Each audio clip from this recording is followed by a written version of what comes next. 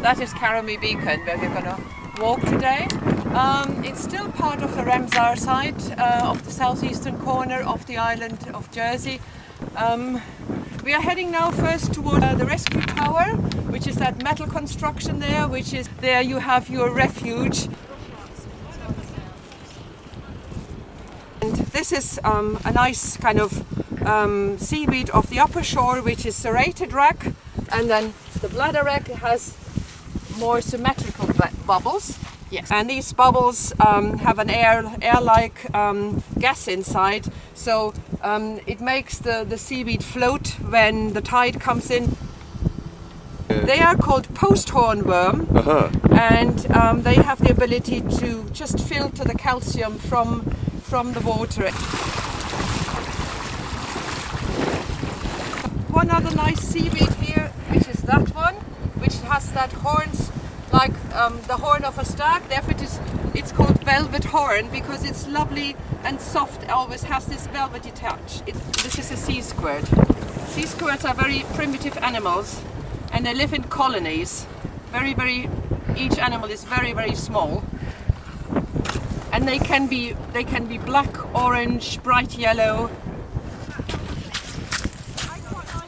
Baby oyster, they settle on something heavy or solid, and sometimes you see them wedged in between rocks because they can't go, grow sideways, so they are really wedged in.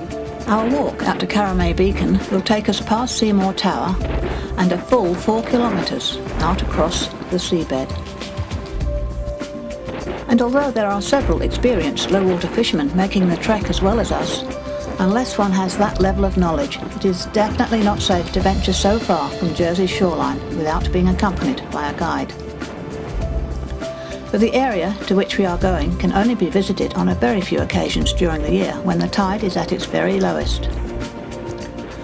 Although it may be difficult to appreciate, in 6 hours' time, the place on which we are standing will be covered by water which is up to 13 metres deep.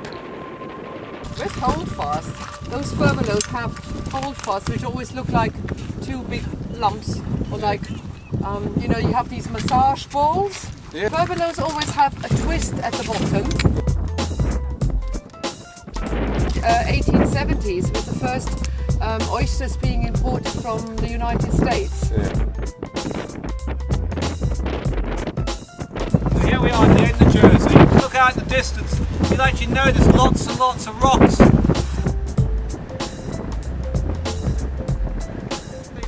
Finally, we're able to rest and enjoy our refreshments here at the farthest edge of Jersey.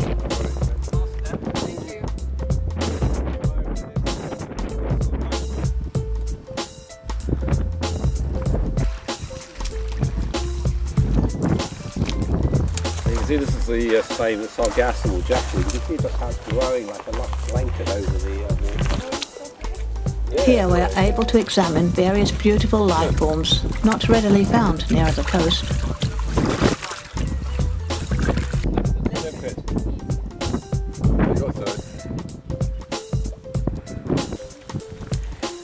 Locally known as collie. This clever fisherman has just caught himself a lobster for the family supper. Throughout the walk, Trudy and Derek of Jersey Walk Adventures have stopped to explain the various points of interest and the flora and fauna that have been found along the way. So that's a Jersey oyster. Yep. Chitons are really primitive. They have been around for millions and millions of years. You can stay in the tower. You have to stay with an accredited guide. John was out with us just last week. We kayaked over, but you could obviously walk over. And it sleeps 7 plus the guide. It's got cooker, bunk beds, it's a mountain hut, mountain bothy, stone tent, all of what you like. In the day, fantastic location. On our return, we're able to make a brief stop to watch the men and ladies hard at work on Jersey's oyster beds.